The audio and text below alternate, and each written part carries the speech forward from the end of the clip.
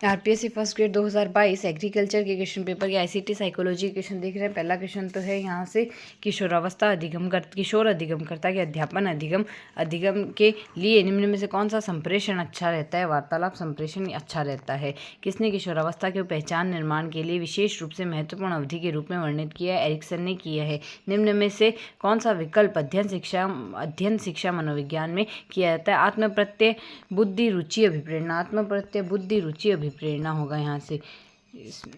संवेगात्मक बुद्धि की क्षमता का मॉडल किसने दिया है? सॉल्वी व मेयर द्वारा दिया गया है।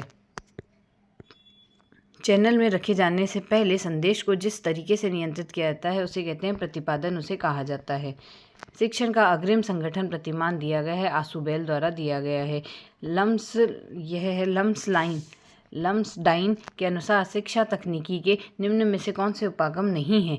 तो कौन कौन से हैं? हार्डवेयर उपागम है, सॉफ्टवेयर उपागम है, जनरल उपागम है, और साथ ही मल्टीपल उपागम भी और सिस्टम उपागम भी है। और इसमें यहाँ से यह नहीं होगा, सॉफ्टवेयर उपागम नहीं है इसमें। हार्डवेयर, सॉफ्टवेयर और सिस्टम सही है। लम्सडाइन के अनुसार शिक्षा तकनीकी के निम्न में से कौन से उपागम सही है? हार्डवेयर उपागम, सॉफ्टवेयर उपागम व सिस्टम उपागम होंगे इसमें। इसके नेक्स्ट है यहाँ से, निम्न में से कौन सा एक लॉरेंस कॉल्बर्ग के नैतिक विकास के सिद्धांत का स्तर है? परंपरागत स्तर इसमें होगा। निम्न में से सहयोगात्मक अधिगम की कमी है, केवल कुछ ही विद्यार्थी कार्य में सहयोग देते हैं, तो यह इसकी कमी है। यहाँ से हमें मिलान करना है। किशोरावस्था पहचान बनाम भूमिका भ्रांति की अवस्था है। प्रारंभिक वयस्क होता है आत्मीयता बनाम अलगाव की अवस्था। मध्य वयस्क होता है उत्पादकता बनाम स्थिरता की अवस्था। और प्रौढ़ वयस्क होता है संपूर्णता बनाम निराशा की अवस्था होती है।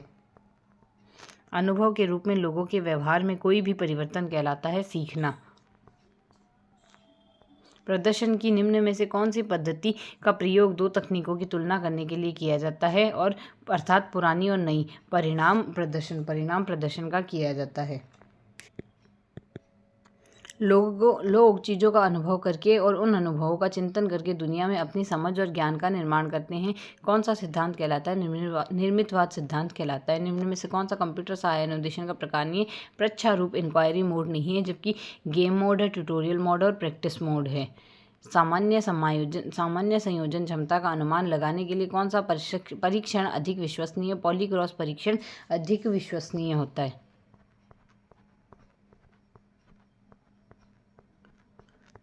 संचार के समूह दृष्टिकोण कौन सा है? क्षेत्र दिन है।